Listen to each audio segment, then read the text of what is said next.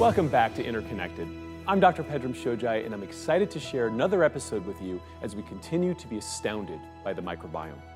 This time, our series follows our gut to the brain and reveals how your gut and brain communicate on many levels from birth to adulthood, back and forth. Science is now telling us we can improve the brain by focusing on our mind-altering microbiome. We'll explore this communication between our mind and gut and what part it plays in our well-being. There's now strong scientific evidence that our gut affects our memory, mood, and behavior, all promising a better understanding of many neurological diseases from autism to Alzheimer's. There's an old saying, it's all in the mind, is changing to it's all in the gut.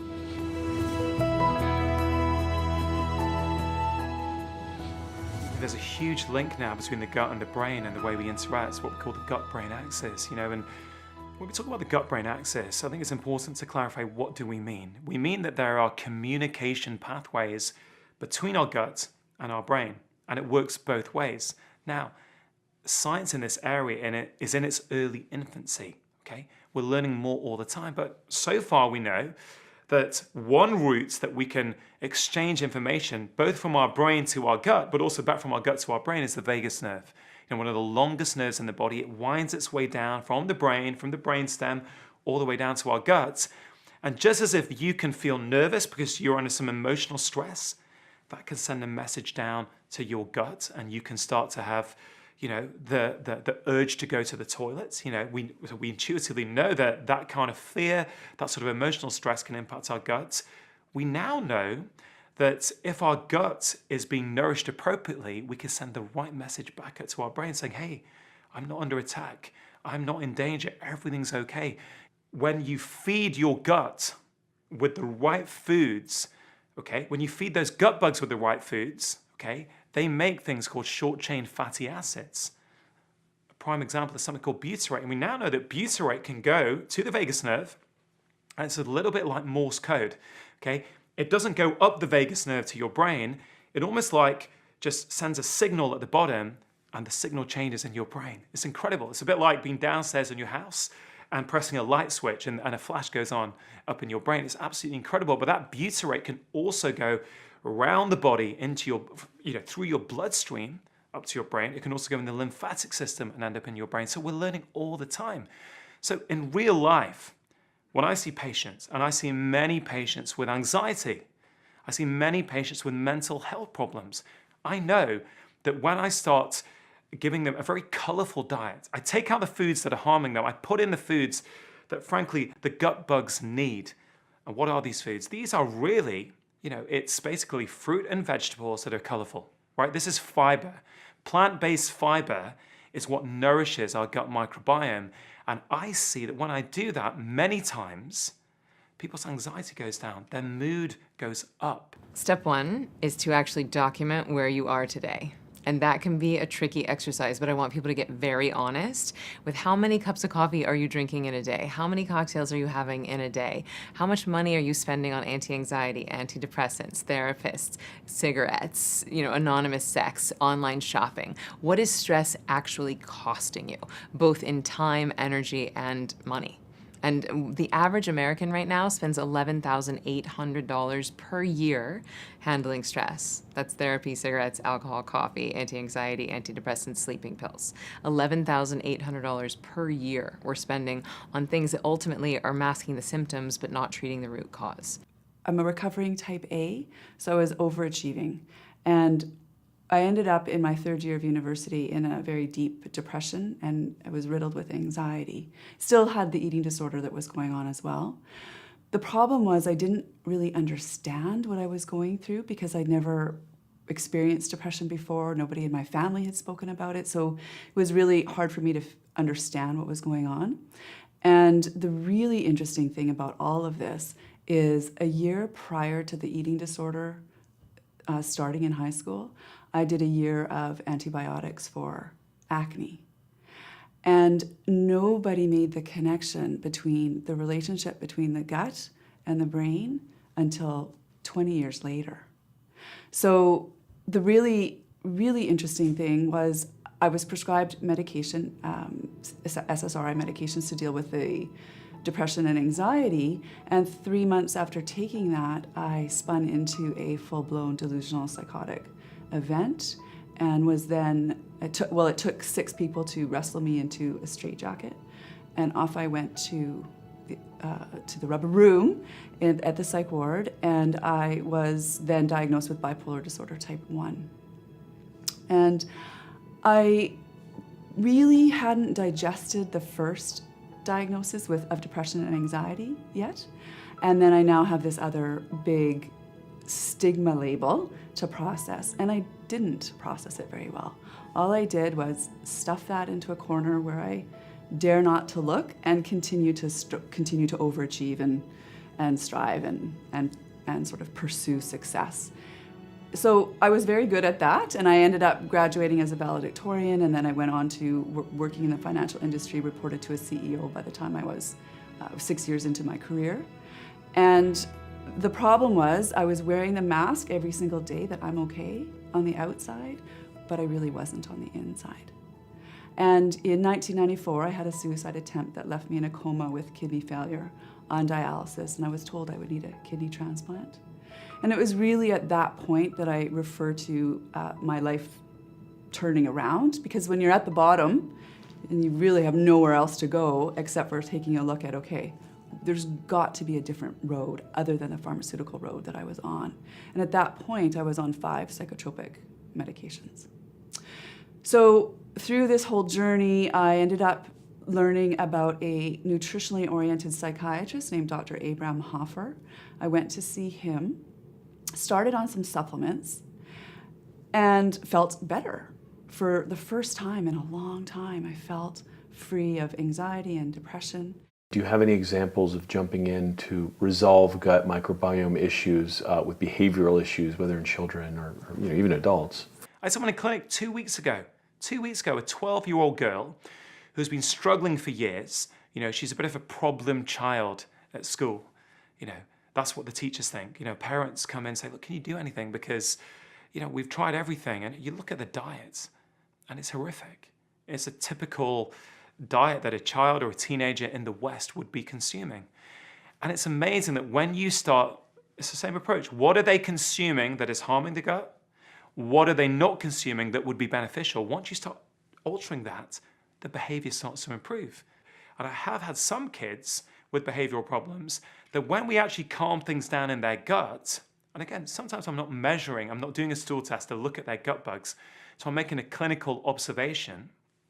I find that when they feed their children in a way that nourishes their gut microbes, their behavior improves. Now, I can't prove to you that that's the gut microbiome, but I can look at the science, and I know that the diet is changing the gut microbiome, and I know that when that happens, positive messages are being sent up to the brain. So I absolutely feel that that is the reason why these kids, why these adults are getting an improvement. Now, sometimes it's not enough, so you have to do other things as well.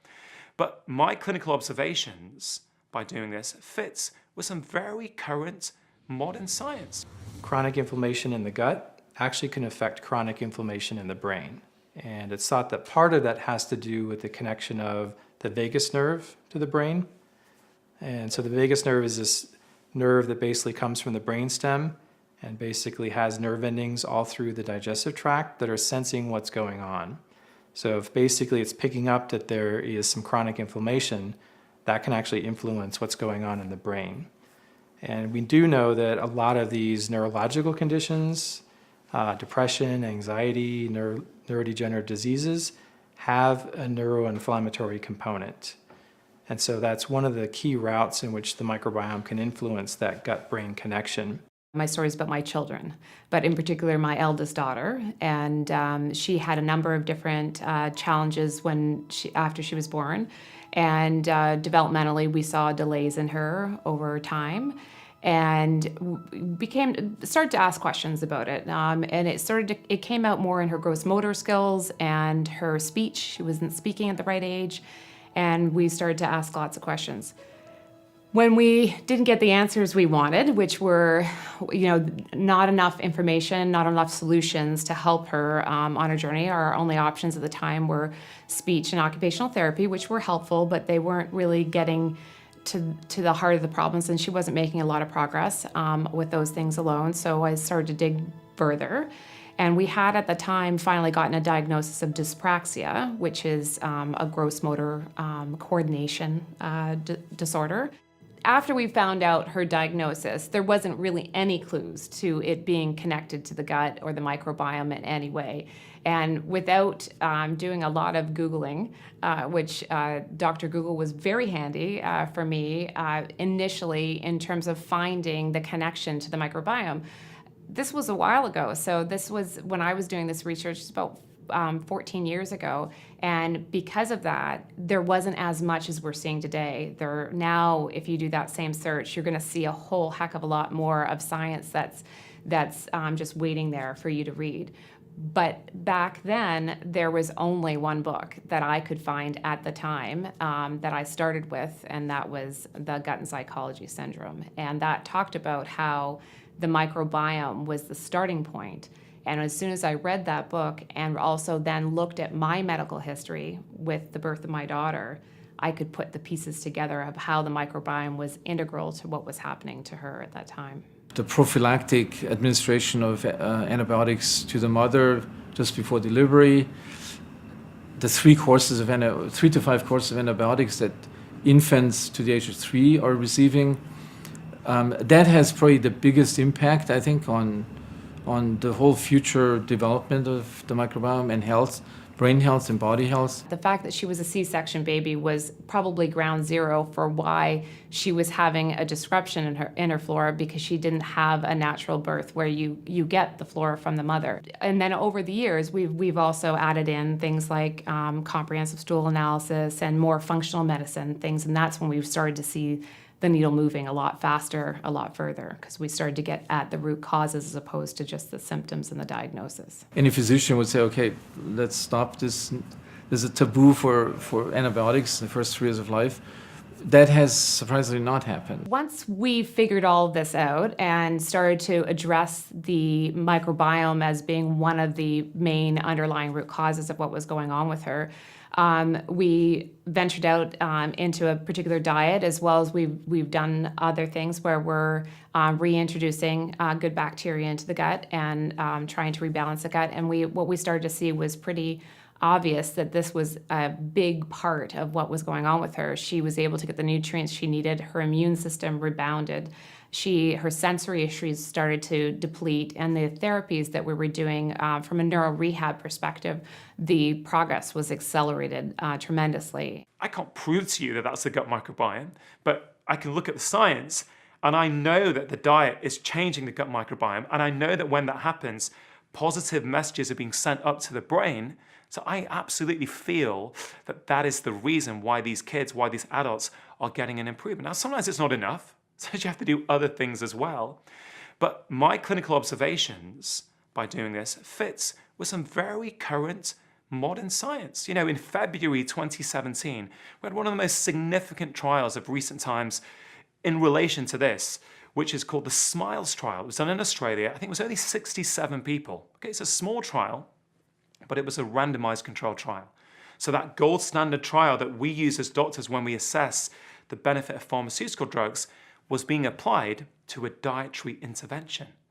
So you had these patients with moderate to severe depression. They'd already been diagnosed, okay? They've got a mental health problem. They were already on treatment, some form of treatment, okay? We didn't change that treatment. One group was put on a modified Mediterranean diet, okay? One group was not, and they had some social support, okay? The modified Mediterranean diet consisted of all kinds of things, including lots of omega-3 rich fatty fish, lots of colorful fruit and vegetables. There were also some whole grains in this diet. I think they were like the real when we talk about whole grains, a lot of the whole grains that people buy in the West are not really whole grains. They're very refined and processed. But we don't necessarily go into the specifics. The point is they were put on a modified Mediterranean diet for 12 weeks. And there was a statistically significant remission rate in the group who went on the modified Mediterranean diet. Absolutely incredible. This was a randomized controlled trial. And I recently spoke to Professor John Crine, who's one of the lead world researchers in gut health and the brain out of Cork in Ireland. Absolutely incredible. And he's now working with that team to look at, are these benefits mediated through the microbiome? Absolutely incredible. Professor John Quine has done lots of research in this area. He's done a trial where people, I think it was people who've got, they were exposed to a stressful situation. Very standard stressful situation that is considered in laboratory testing to impose high levels of stress on the body. And one group were given a specific bacterium in the form of a probiotic capsule. I think it was Bifidobacterium longum, I think 22, but certainly a specific type of probiotic bacteria. And the group who got it, their stress resilience improved. The amount that their stress hormones went up in response to the stressor was reduced simply by taking a probiotic capsule. Now, to take a balanced viewpoint here, some of the trials with certain probiotic capsules don't show that. So he's trying to figure out which ones do and which ones don't. And I think we also need to recognize that we are still early in the science on the gut microbiome. So we don't quite know yet which probiotics, which particular bacteria, are going to help in what conditions, okay? But what do I say?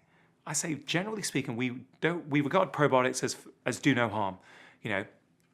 Ultimately, very few of us as doctors who are using them think that if we get the wrong one, we don't think we're going to do any harm. And I feel very comfortable with that. But we don't have to take a probiotic.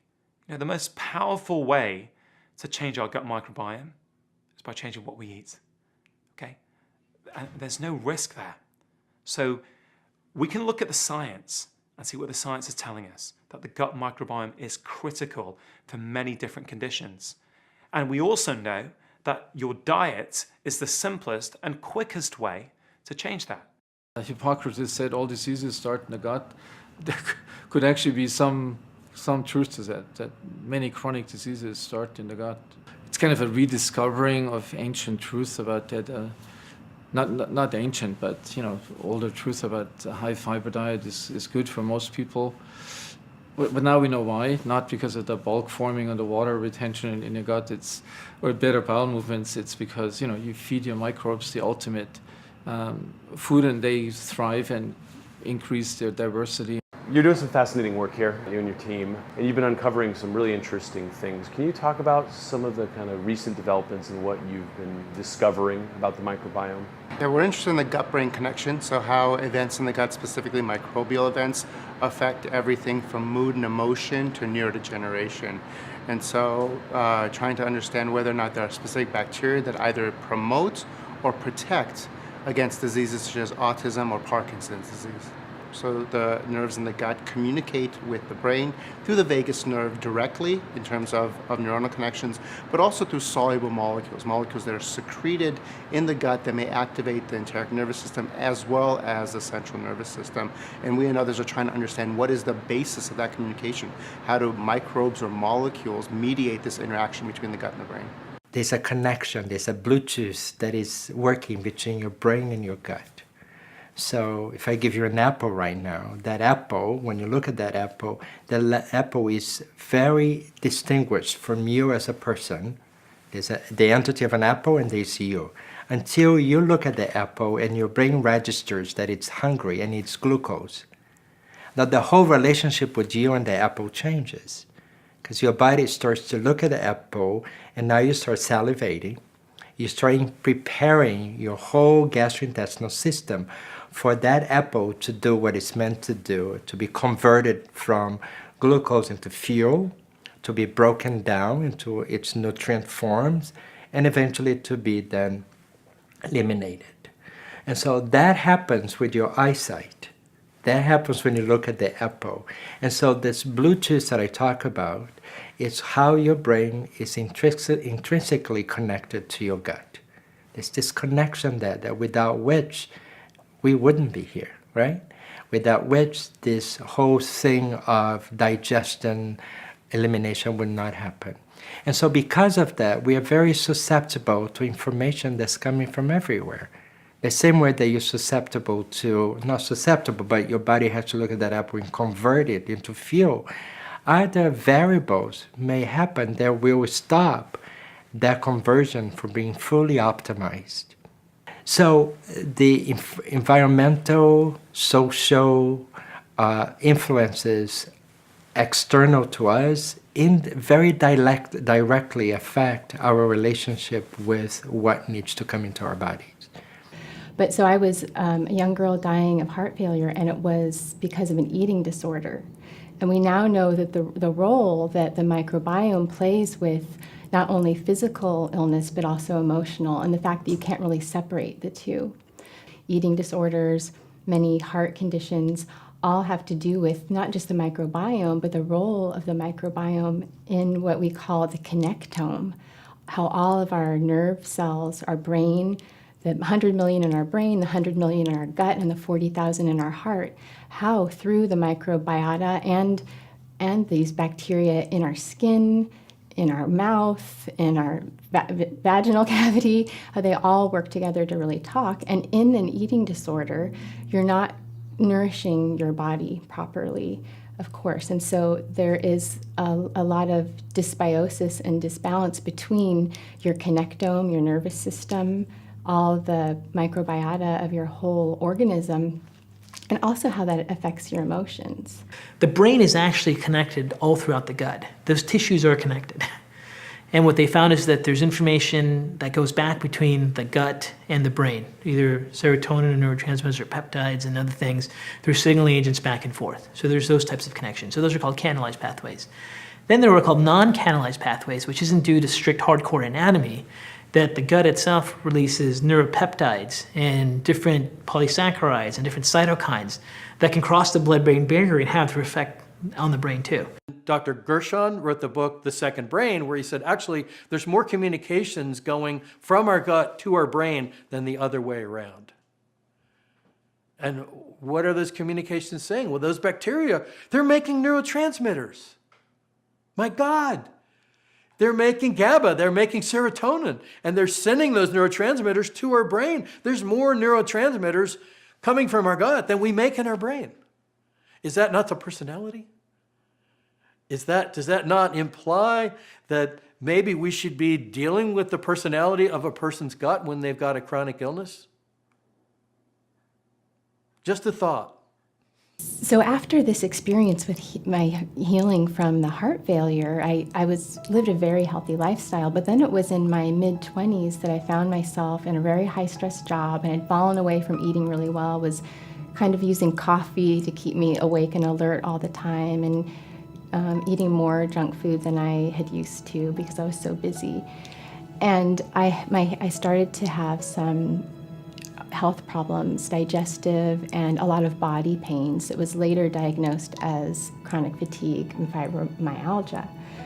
So this was prior to understanding the philosophy of naturopathic medicine. I had gone to many different physicians, and a lot of them just said that it was all in my head, right? So for pain or headaches, they just wanted to give me an antidepressant. And at one time I said to a neurologist, I said, I don't want to take these medications. And so then he wanted me to go see a psychiatrist, right? Because this crazy girl doesn't want to take our medication. So that's when I went on a kind of a second research, self-research, and found a naturopathic medical clinic. And the very first thing that she told me was, your headaches and your pains all have to do with your gut. Well, in something like anorexia nervosa or bulimia, when you have just a complete lack of the proper nutrition, your body isn't producing enough. You don't have it's just really trying to keep you alive, right? So it's not able to do all those extra things like grow shiny hair and keep your neurotransmitters in balance. It's just trying to keep your heart pumping and keep the blood flowing through your body.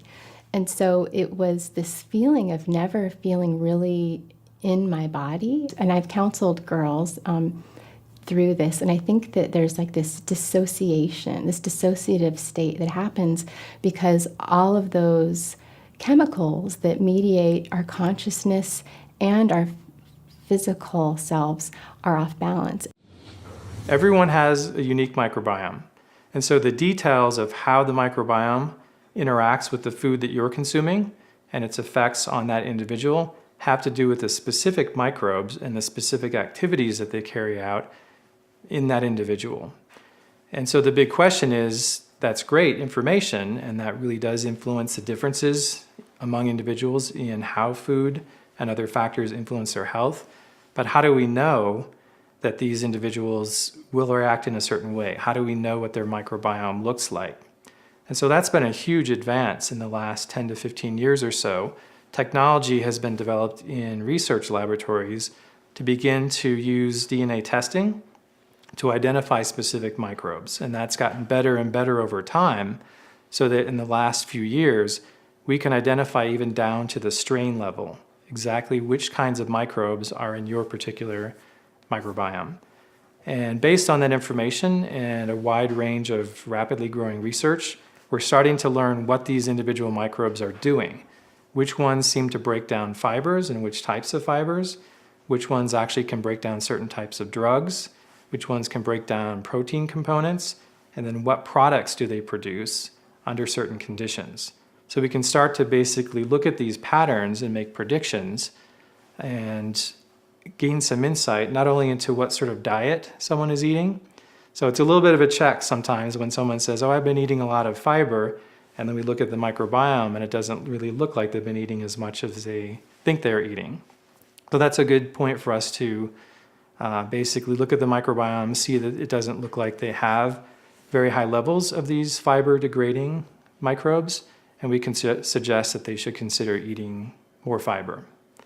It can get very detailed at that point. We know, for example, that a particular type of product that's produced by the microbiome from fiber called butyrate, and many, many research studies have shown that this product called butyrate actually is very good for immune health, for intestinal health, and even for brain health.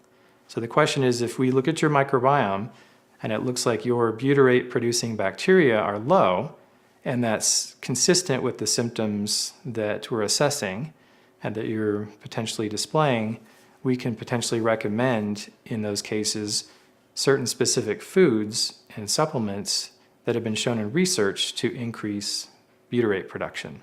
And then that has health benefits for that individual. So there's an intimate bidirectional relationship between these two things, and brain health is important for gut function, and gut function is really important for brain health. Our own genome isn't sufficient to induce or to promote all the different functions or activities of the human body, that we rely on inputs or signals from the microbiome. And it's really fascinating to see how bacteria in our gut provide signals or cues to our development and function, just as our own genome does. And many people have suggested, and I do agree, that we have two genomes, our own and a microbial genome. And that raises the whole question about the microbiome. We've got 30 trillion bacteria in there. Do we not think they're talking to each other? Do we not think they're communicating with each other? We've always known that the vagus nerve travels down to the gut and internal organs, but we had no idea how much of a two-way street it is. We're now learning about the massive amount of transference of information and even infection back up towards the brain. The gut and the brain have a direct connection, and we're about to follow up with how the microbiome directly influences diseases like Parkinson's and Alzheimer's. But first, let's review some of the key concepts on the gut-brain connection. The vagus nerve is the main connector of the gut and the brain, and it's a cranial nerve that has direct access to the internal organs. Interoception is the body's ability to sense things at an organ level, and we're just learning about this two-way communication pathway. Gut bacteria produce GABA and serotonin, two major neurotransmitters for mood and anxiety. We're finding certain bacteria in the gut that lead to Parkinson's and Alzheimer's years later. Butyrate is an anti-inflammatory byproduct produced by healthy bacteria in our guts. Now, before you run off to buy some, the real answer is to feed the bacteria to support its production.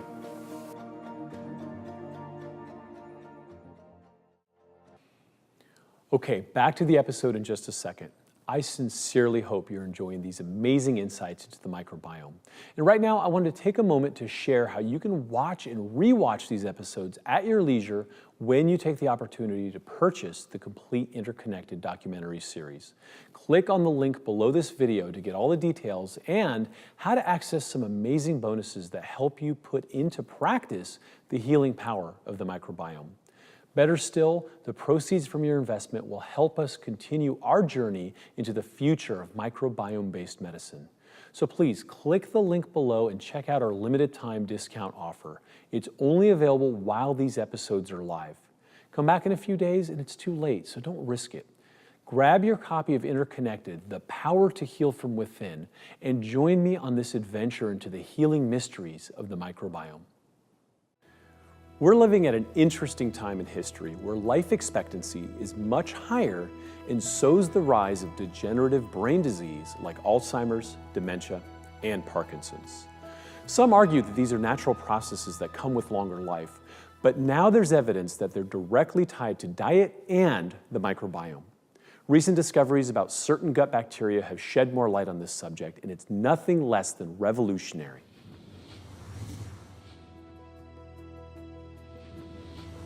Dementia is horrible. I wouldn't, wish it on my worst enemy. It's really difficult for the patient. It's just as difficult, if not more so, for the family. They say that people with Alzheimer's disease die twice because, on the one hand, they lose touch with who they are, with who their loved ones are, and then, nobody has ever recovered from Alzheimer's disease. So, I mean, it's a horrific condition, and it's just one form of dementia. So, my mom has a very rare form of dementia that make up 1% of dementia cases. And so there is next to no research on the role of diet and lifestyle in what my mom has. So to a certain degree, I'm grasping at straws because what I have to go on really is Alzheimer's disease research. It's the most common form of dementia. So it's where all the money goes. And then Parkinson's disease is the second most common form of a neurodegenerative disease. And so really, I mean, I've had to connect the dots and put two and two together and really just take a kitchen sink approach with my mom. But at the end of the day, I'm not delusional. These conditions begin way earlier than the presentation of symptoms. I'm under, no illusion that my mom is going to reverse her disease at this stage in its progression. So for me, whenever I'm around her, I just try to be as loving of a son as I can. I try to teach gently. To me, I really want to get this information out to young people, and that's one of the reasons why I wrote my book, Genius Foods. Genius Foods is, written in the language of performance because that's what young people are into. So I wrote it really to be the ultimate Trojan horse so that a new generation is going to tune into this content and realize the role of gut health in brain health and unwittingly perhaps end up preventing their own dementia. We talk about Parkinson's, we talk about Alzheimer's, we talk about some of these really advanced neurodegenerative issues. And, most people, may know somebody that has something like that, but they're like, okay, I'm fine, that's not me. Let's talk about diminished output to the brain. Let's talk about the bad decisions and the brain fog and all the things that come from not having access to your brain for decades before this thing becomes a tremor or, memory loss. Yeah. Today, 1 in 7 younger people complain of memory problems. 1 in 6 adults is on or has used some kind of psychiatric medication. If you make it to the age of 85, you have a 50% chance of being diagnosed with Alzheimer's disease. I mean, these statistics are staggering, and yet, for the vast majority of us, if we really want to look into the crystal ball of the future and know our odds for developing Alzheimer's disease, it's a coin toss. So I was working in corporate America in a computer job and had, prior to that, been a very adventurous person. But as a result of working in this corporate America job, working really long hours, getting really stressed, I started to get anxious. And this happened in my late 30s. At the same time this was happening, I was having major cognitive issues. I was working in a computer job, and there was a lot of importance on accuracy and everything being 100% perfect, and I was finding that I couldn't think anymore, I couldn't focus. So I went to the doctor and I said, I can't think, and something's going on, and I've got this anxiety, and he said, okay, let's do a brain scan. Let's just rule out everything and let's do a brain scan. So I did a CT scan, nothing showed up, which was great.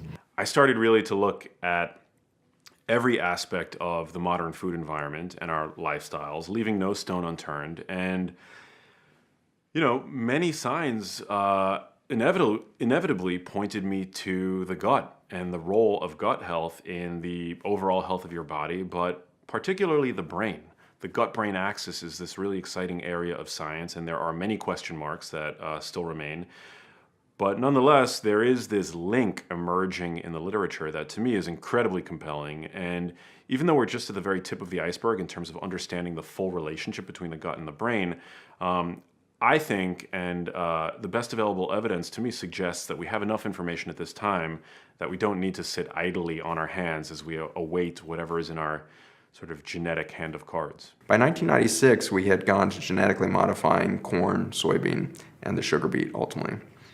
Corn, soybean, and sugar beet are our staple crops that cover some 80% of our farm fields throughout the United States. Those staple crops through all history produced essential amino acids.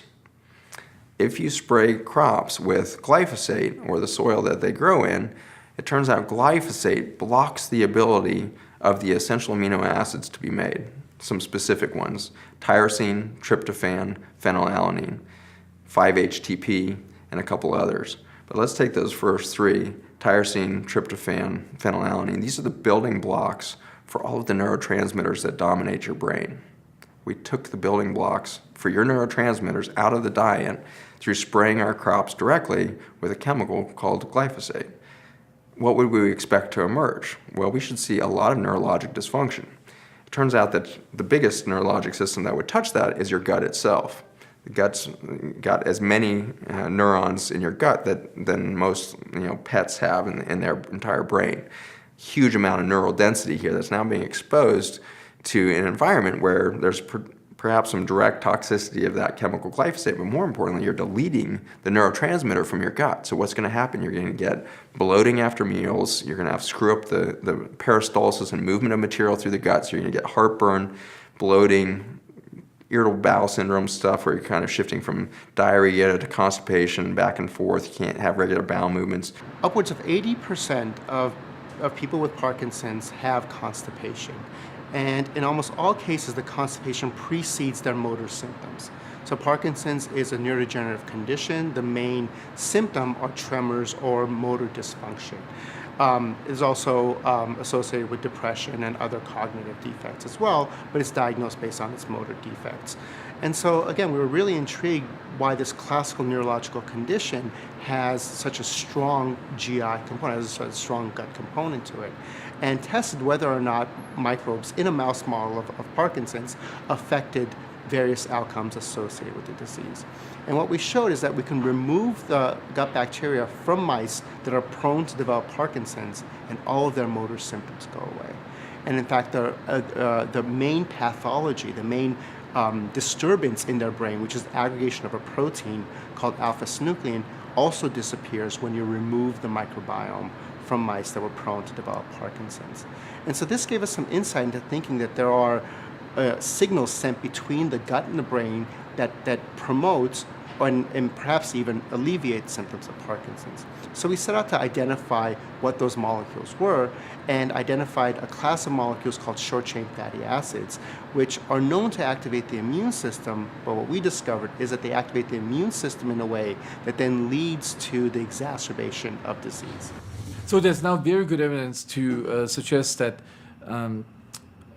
that Parkinson's disease has two entry ports, one through the gastrointestinal tract, one through the olfactory system, and that if you look at these entry ports, a long time before the full-blown Parkinson's syndrome develops, that you can see these classical degenerations, these Lewy bodies that are pathognomonic for Parkinson's disease in the nervous system of the gut. We don't know exactly how they get there, but one possibility is that there's these transducing cells in our gut that also contain serotonin, and that either viruses or prions or some other microorganism gets access to the enteric nervous system, infects that area, and then propagates itself up the spinal cord, through the brainstem, ultimately into the dopaminergic systems within the brain. This has huge implications because those early changes happen up to 25 years before the full-blown neurological syndrome develops. And so diagnostically, if you can make that diagnosis in a patient that comes to you with a new onset constipation, you have 25 years to do an intervention. So we don't know yet what this intervention would be. Certainly I would put them on a high fiber diet, but I'm sure in the future we'll have other types of interventions that will basically prevent the development. And I think that will happen in the next 5 years. I think a lot of companies are working in this space, and there may be other neurodegenerative diseases where that's a similar type of mechanism occurs. What's the link between the microbiome and this gut-brain axis? The microbiome is this universe of microorganisms, essentially, that take up residence in our large intestine, otherwise known as the colon. And we basically carry around with us just as many bacterial cells as we do human cells. So we're about 50% bacteria. And these organisms that live within us influence our health in a myriad of ways.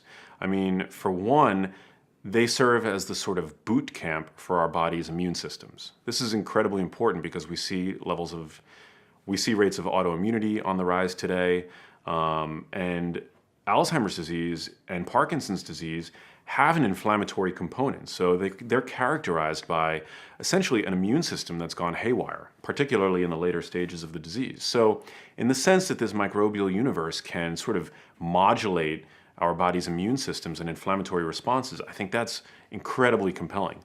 The other way that the microbiome influences our brain function and ultimately our brain health is by way of the myriad of chemicals and vitamins that they churn out when we feed them appropriately, that they then release into our bloodstream. So we essentially have this drug factory. I mean, people today are interested in smart drugs and nootropics and things like that, right? We basically have that in our large intestine working for us. All we got to do is feed them the right foods. I was suddenly exposed to the possibility that there was something biochemical going on that was triggering both this brain fog and the anxiety, and that there was something that I could do. And the first thing that we looked at was digestion and my gut. And once we started to do that, I started to connect the dots that I had gluten issues, I had really bad enzyme status, so I wasn't digesting the food that I was eating. I was eating pretty healthy at the time. And I discovered other food sensitivities. So my whole life, I had this underlying issue with my gut, and I think it was a combination of the going through hormonal changes in perimenopause. It was a combination of the stress and the past underlying gut issues that I had that brought everything to the surface and caused this anxiety, this panic attacks. So one of the things that we're actually seeing right now with bacterial overgrowth is that when the intestine is inflamed, it can actually irritate an immune cell called a mast cell. And that mast cell has a direct link to the nervous system. And so all these people that I treat that actually have significant bloating, abdominal discomfort, bacterial overgrowth, they'll describe having a brain fog. They'll have fatigue. Sometimes their anxiety gets worse. And now we realize it's probably due to this mast cell stimulating a nerve, dumping its contents, histamine and tryptase, and then there's inflammation being caused in the brain. That's our brain-gut connection.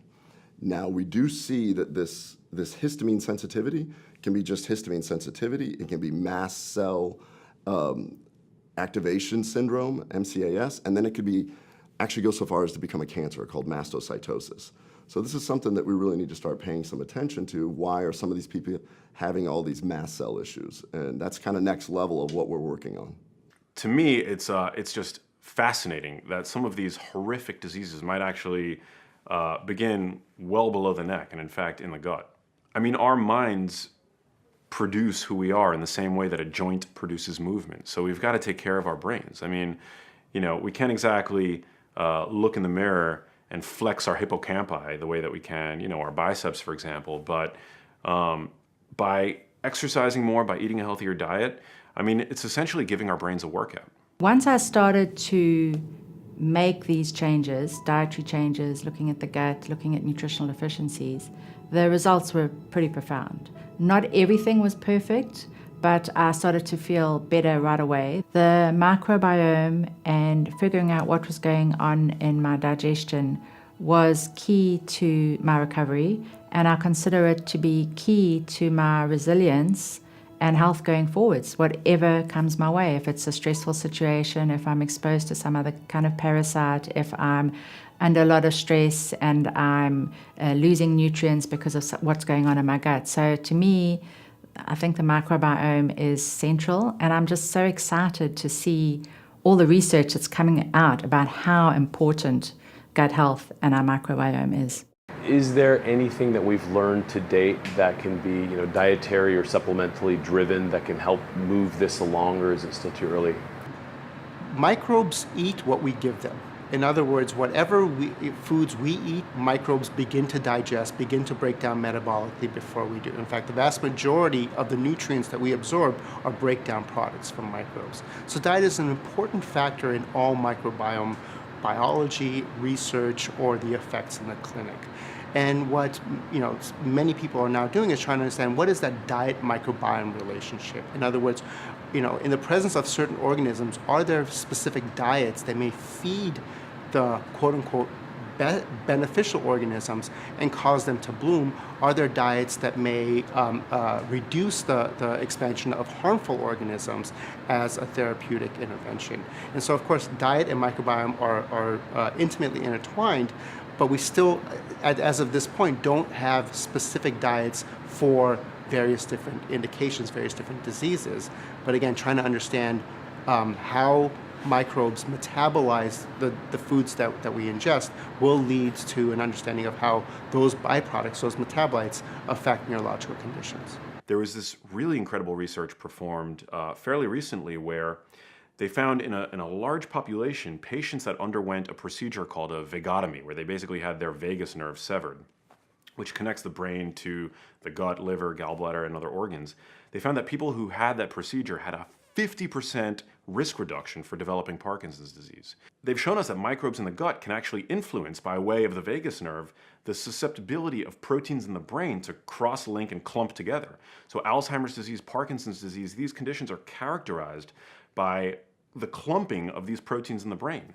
So the notion that Parkinson's disease might begin in the gut and make its way up to the brain by way of the vagus nerve, to me, is fascinating, and actually one of the earliest and most frequently overlooked symptoms of Parkinson's disease begins in the gut. It's constipation. By the time you show your very first symptom of Parkinson's disease, half of the dopaminergic neurons involved in movement in the part of the brain affected by Parkinson's disease are already dead. And we can't regrow those neurons once they're gone. So none of these diseases, like any chronic disease, begin overnight. They all bubble up in the body over years, if not decades, before the presentation of symptoms. The microbes in and on us participate in a variety of chemical pathways in our bodies. And when I say chemical pathways, I mean the series of events that leads to the production of, say, serotonin. So we need serotonin in order to regulate our appetite and to regulate our sleeping and to keep our mood up, right? Serotonin, people who have low serotonin are thought to suffer from depression. There's a connection, a relationship between lack of serotonin and moodiness or sadness or depression. Serotonin is produced by cells in your gut. Most of it is produced by cells in your gut. But those cells can't produce serotonin in adequate amounts unless there are certain microbes present who essentially poop molecular byproducts that the cell needs to construct the serotonin. And who knows how many, I mean, who knows? One can find out, and there's plenty of scientists who are trying to study this, or trying to figure out which microbes are contributing which part to create these essential compounds that help make us survive the day. So you had these patients with moderate to severe depression. They'd already been diagnosed, okay? They've got a mental health problem.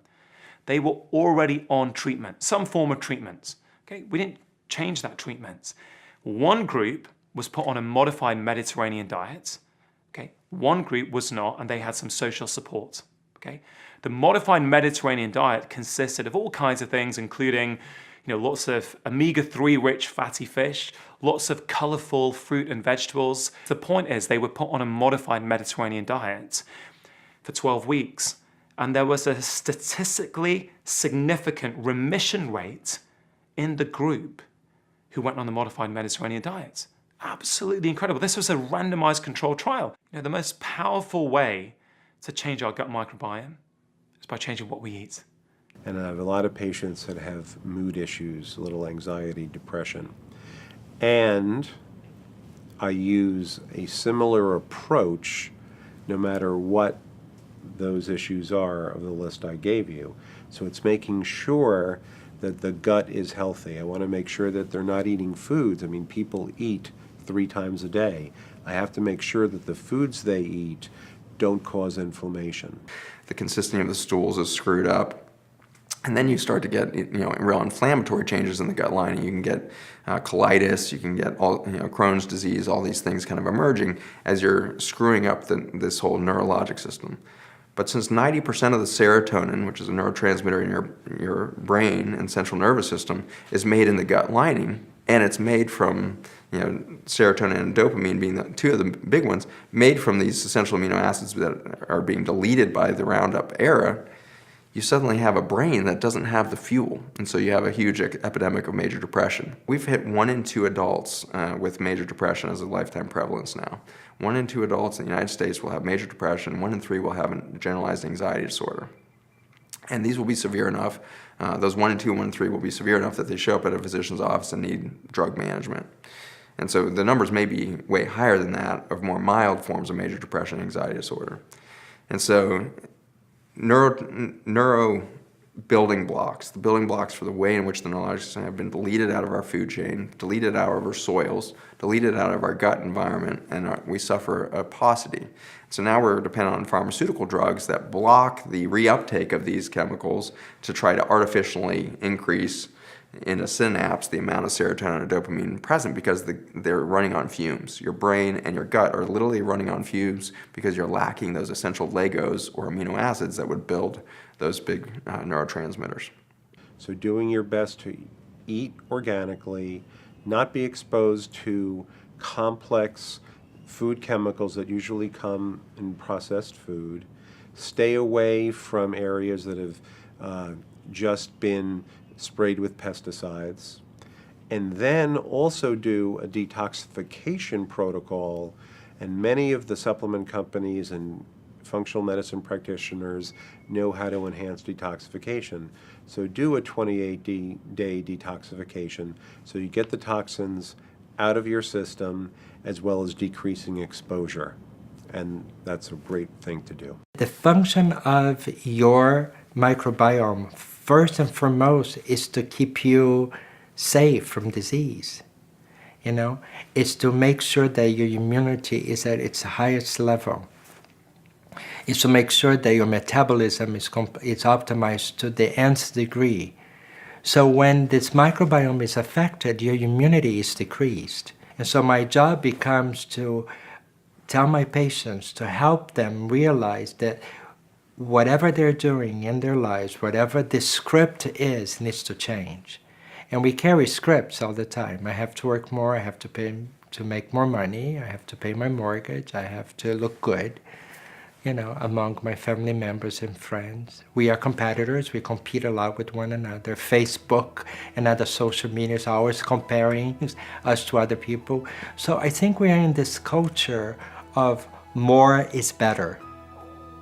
And the more that we try to make that true, the less we're paying attention to the damages that it's happening in our bodies through the microbiome. What we recently considered natural aging has now flipped on its head. Recent developments in neurology have shown that neurons in the brain can regenerate.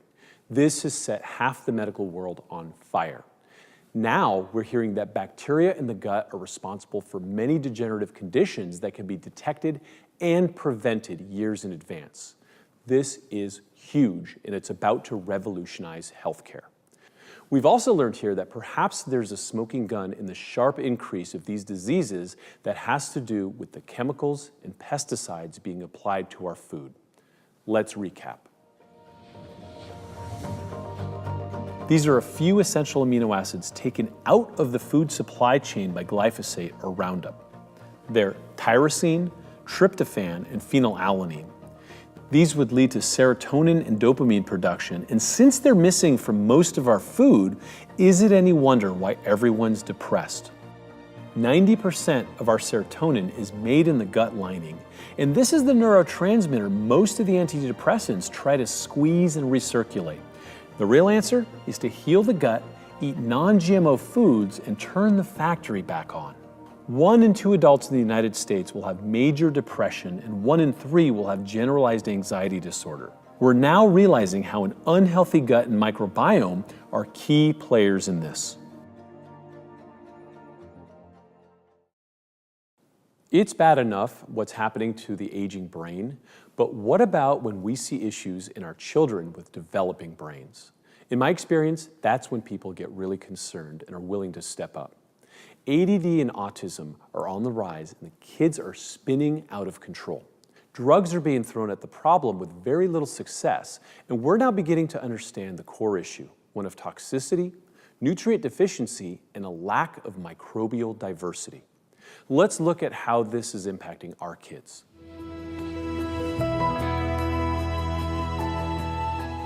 In 1975, we had a rate of autism of 1 in 5,000 children.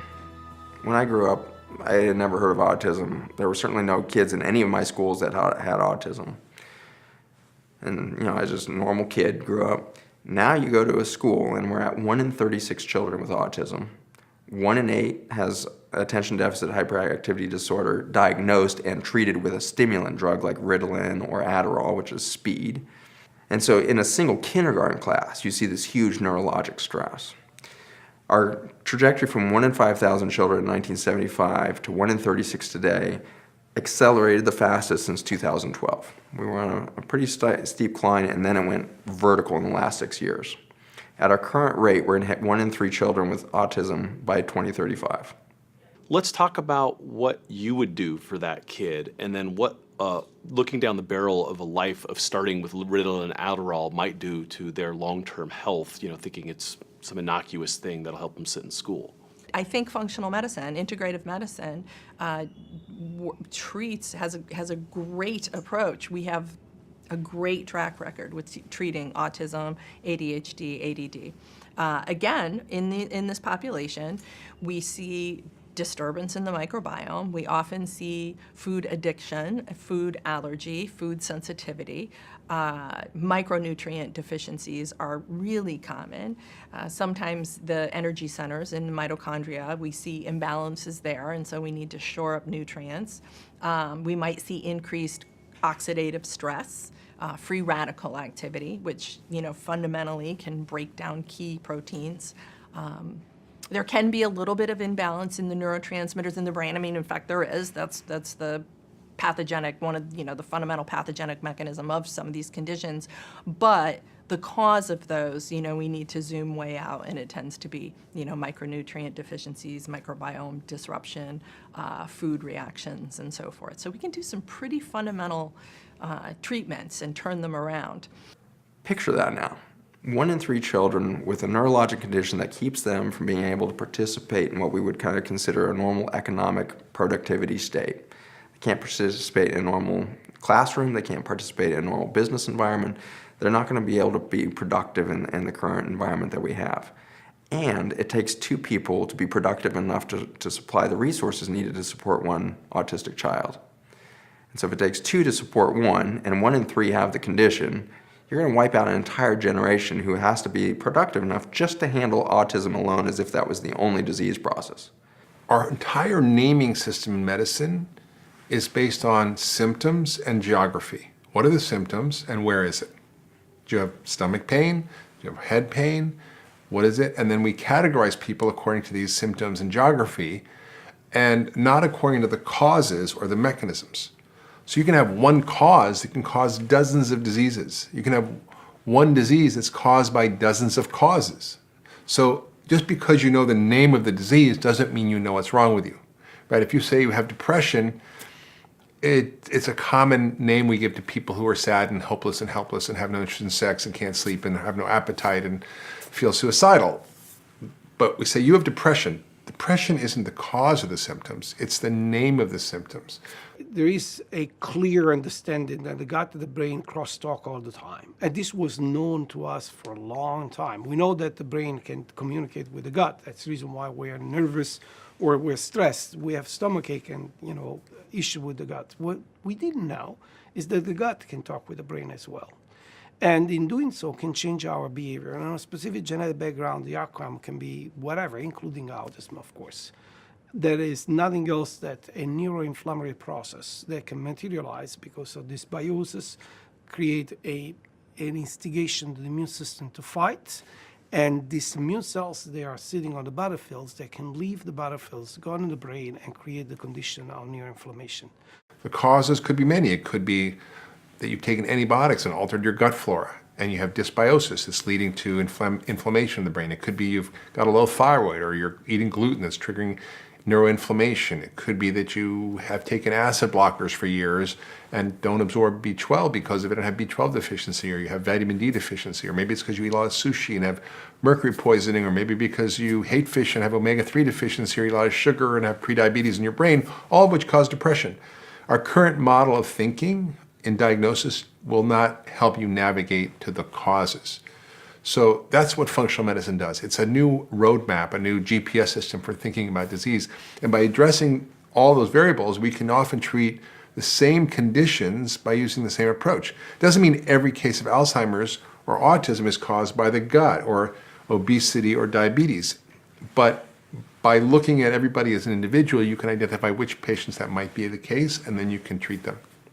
We need to look for toxins. These kids can be either overexposed to toxins, overexposed at a young life. I mean, we see autism. There's a higher incidence of autism in individuals who are near, say, coal-fired plants or, mercury exposure of any kind. We can see increased incidence. So if they're exposed to environmental toxins, we need to get those out. Or conversely, if they're sensitive because their genes dictate they just can't get them out, we still need to look and support them in removal. So toxins play a role here too, for sure.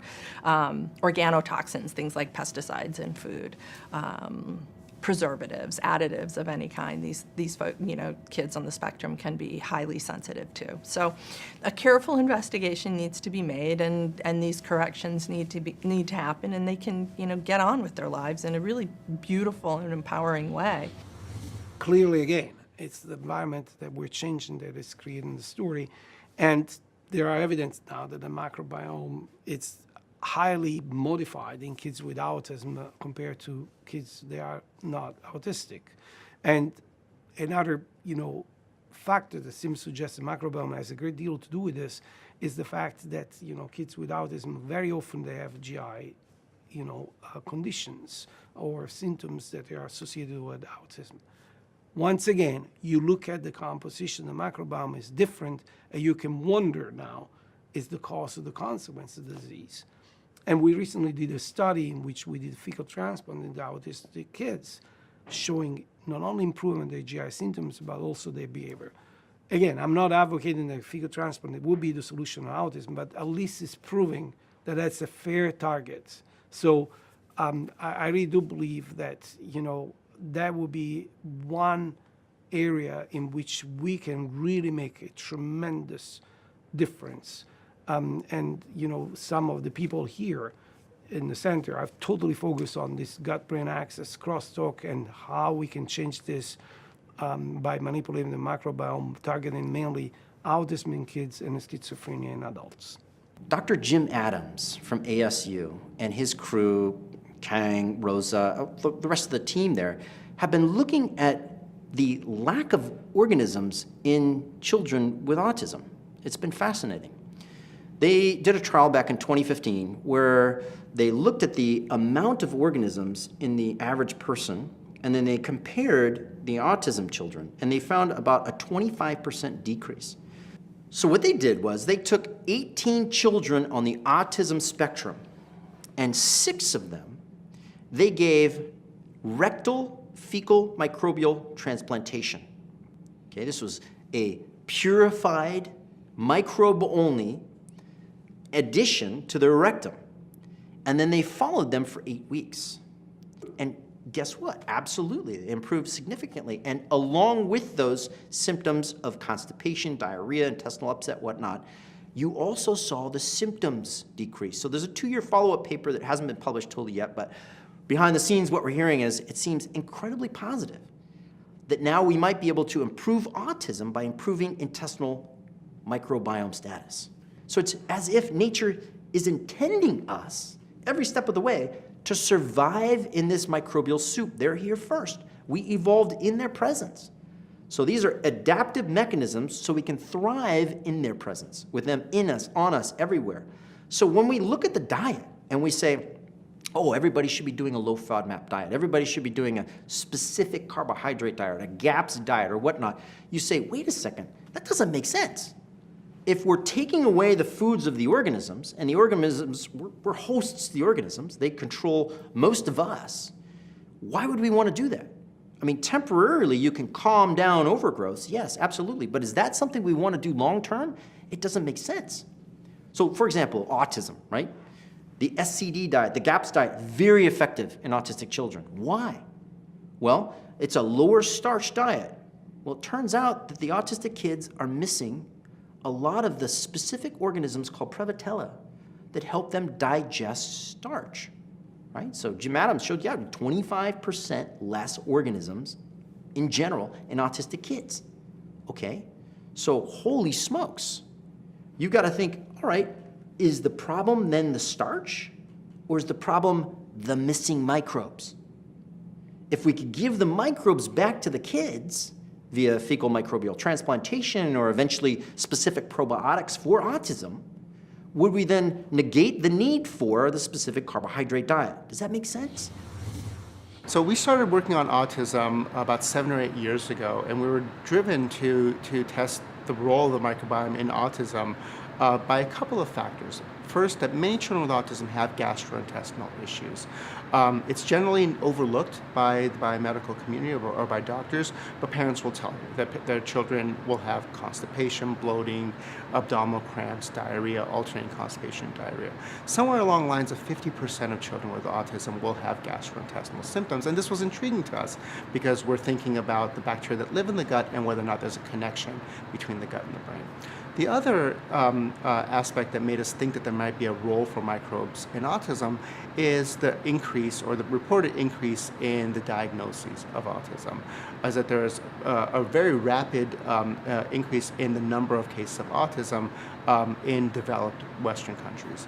And so that suggested that there's a role for environment, that changes in the environment may be mediating this rapid increase because our genetics likely didn't change that dramatically in a couple of generations. Now, of course, there's a very important genetic component to autism, and many people are researching that.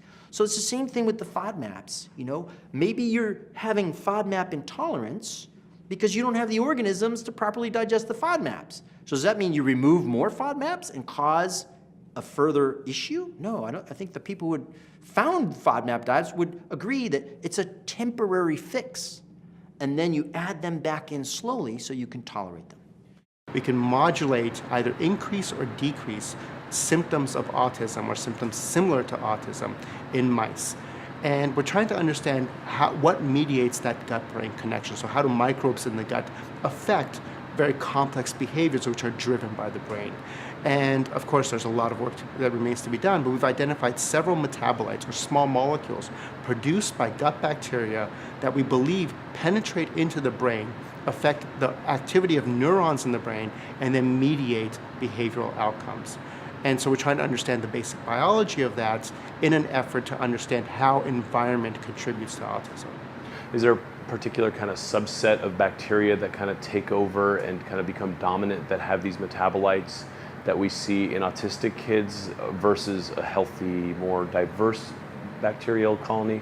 We've shown that there's a change in the metabolome or the global profile of metabolites in animals where the microbiome has been shifted in a way that affects behavior. There's human studies showing the same thing, that if you look in urine or serum of children with autism, that their metabolomes are different. But we don't know exactly what organisms or what biochemical pathways are dysregulated. Again, we have our hands on some metabolites. We believe that those metabolites have the ability to modulate behavior, but exactly where they're coming from, in other words, which microbes are coming from, still remains largely unknown. And even more fundamental is what caused that change in the microbiome in the first place. No, the problem is we're not going to survive. We are dying. 1 in 3 males has infertility in the United States. 1 in 4 women is infertile in the United States. We keep on this trajectory, we won't be able to reproduce our species. And even when we do reproduce it, it's in a disease environment. Like I said, the C-section rate and all this disease around and everything else. We are collapsing as a species. It's not getting talked about, so where is the hope? And it turns out it's in the microbiome. The microbiome is so freaking forgiving and so passionate about life itself. It springs forth life everywhere it touches. It can make life out of nothing. The microbiome is now believed to be our best hope for the survival of the species. It helps us offset toxicity, digest certain foods, and regulate brain function. We see common disturbances in the microbiome of children with many of these modern problems, and ongoing research hopes to find preventative and corrective measures in the gut. Of course, living next to a coal plant isn't helpful, so a winning strategy is to minimize toxin exposure while bolstering the microbiome with diet, environment, and lifestyle choices. Let's take a few moments to review some of the key takeaways. 1 in 8 kids has attention deficit or hyperactivity disorder, diagnosed and treated with a stimulant, or Adderall, which is essentially giving our kids speed. In 1975, we had a rate of autism of 1 in 5,000 children. Now, we're at 1 in 36 children with autism. At our current rate, we're going to be at 1 in 3 children with autism by 2035. Picture that now, 1 in 3 children with a neurologic condition that keeps them from being able to participate in the economy. And it takes 2 people to be productive enough to supply the resources needed to support 1 autistic child. We see that there are 25% less organisms in general in autistic kids. So we now understand that autistic kids are missing a lot of the specific organisms in their guts, like one called Prevotella, which help them digest starch. This is just some of the wisdom on this subject. Our team has put together a vast array of resources for you in the Interconnected Companion Guide. It's filled with natural substances you can start healing your gut with right now. Maybe you or someone you know often feels sick, but you can't quite put your finger on the cause. So many of us have illnesses and ailments or diseases we could do nothing about unless we understand how our microbiomes affect, control, and govern our health. What if you could bring all this healing knowledge into your home and support our quest to share this information with the world? Click the button below and check out how you can get the full Interconnected documentary series, plus a collection of exclusive bonus resources that are available only to those who invest in the full set. The best part, you can get the entire package at a massive 50% discount right now, only during the live launch. You'll get lifetime access to everything you've seen in the episodes in 3 different formats: video, audio, and text transcript. And you'll also get the companion guides, the extended uncut interviews, and the How to Live Probiotically guide that helps you put it to work. And everything you learn here, you get to take into your life. We also have our holiday cooking guide included. But you can only get this set at this massive discount during the live launch. So let's put the power of the microbiome into your hands. Please order the Interconnected at-home set right now, risk-free. Okay, back to the episode. The gut-brain connection is profound, and it's real. The microbiome is the interface that's been the missing piece all along.